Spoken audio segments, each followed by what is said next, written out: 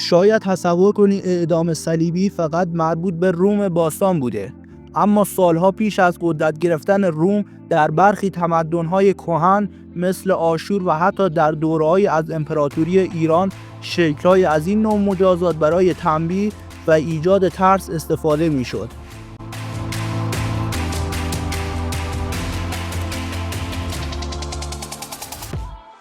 با این حال این رومی‌ها بودند که این روش رو به اوج رسوندن و اون رو تبدیل کردن به یک نمایش عمومی قدرت.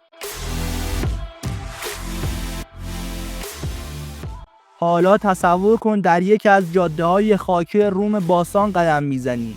آفتاب سوزانه، هوا سنگینه و در دو طرف جاده صلیب‌های چوبی بلندی قد کشیدن. روی هر صلیب انسانی آویزان شده، بعضی بی حرکت، بعضی هنوز نفس میکشند. صدای ناله‌ها در هوا پیچیده. این فقط یک اعدام نیست، این یک پیامه. پیامی از طرف امپراتوری روم: اگر علیه ما بایستی سرنوشتت همینه. در روم هر مجرمی به صلیب کشیده نمیشه. این مجازات مخصوص برده‌های شورشی، راهزن‌های خطرناک و دشمنان سیاسی بوده.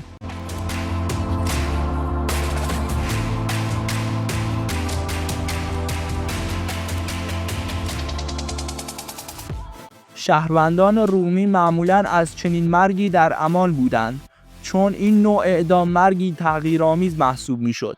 مراسم اعدام از قبل از رسیدن به صلیب شروع میشد. محکوم رو به شدت شلاق میزدند، شلاق‌هایی که گاهی سر آنها تکه‌های فلزی یا استخوان داشت و پوست بدن را پاره میکرد. بعضی‌ها همانجا از شدت خونریزی یا شوک جان میدادند. اگر زنده میموندن مجبور بودند تیرک افقی صلیب رو روی شونه‌های زخمی خود بگذارند و در میان جمعیت تا محل اعدام را بروند. مردم جمع میشدند، نگاه میکردند و بعضی‌ها تمسخر میکردند، چون این اعدام یک نمایش عمومی بود. وقتی به محل رسیدن یا با طناب بسته میشدن یا با میخای آهنی به چوب کوبیده میشدن. برخلاف تصور رایج، مرگ معمولا سریع اتفاق نمیافتاد. بدن به مرور ضعیف میشد و نفس کشیدن سخت و سخت‌تر میشد. بیشتر قربانیان به دلیل خفگی تدریجی از دست دادن خون یا شوک میمردند. گاهی این روند ساعتها طول میکشید، گاهی حتی چند روز. یکی از مشهورترین اعدام صلیبی در تاریخ مربوط به عیسی مسیح است. او در قرن اول میلادی و در زمان فرمانداری پونتیوس پیلاتوس در سرزمین یهودیه به صلیب کشیده شد. این اتفاق بعدها به یکی از تأثیرگذارترین رویدادهای تاریخ جهان تبدیل شد و نقش بزرگی در گسترش مسیحیت داشت. سالها پیش از آن هم وقتی شورش بردگان به رهبری اسپارتاکوس علیه روم شکست خورد، مجازات بسیار سنگینی اجرا شد. حدود 6000 برده در امتداد جاده معروف آپیان وی به صلیب کشیدند. تصور کن کیلومترها جاده و در تمام مسیر بدنهایی که روی صلیب‌ها آویزان شدند. این فقط یک اعدام نبود، یک هشدار بود برای تمام کسایی که به فکر قیام بودند. با گذشت زمان اما شرایط تغییر کرد.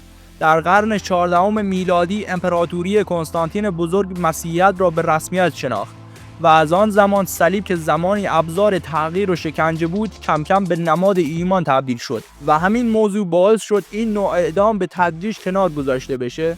تاریخ پر از تناقضه. چیزی که روزی نماد درد و مرگ بود امروز برای میلیاردها انسان در سراسر جهان نماد امید و نجاته. وقتی به آن جاده‌های خاکی فکر می‌کنیم، به آن صلیب‌های خاموش زیر آفتاب سوزان، می‌فهمیم که اعدام صلیبی فقط یک روش مجازات نبود، بلکه ابزاری برای کنترل ذهن‌ها و قلب‌ها بود. روشی که می‌خواست ترس را در عمق جامعه بکارد و شاید همین ترس بود که امپراتوری‌ها را برای مدتی قدرتمند نگه داشت. اما در نهایت حتی آن هم از دل تاریکی عبور کرد.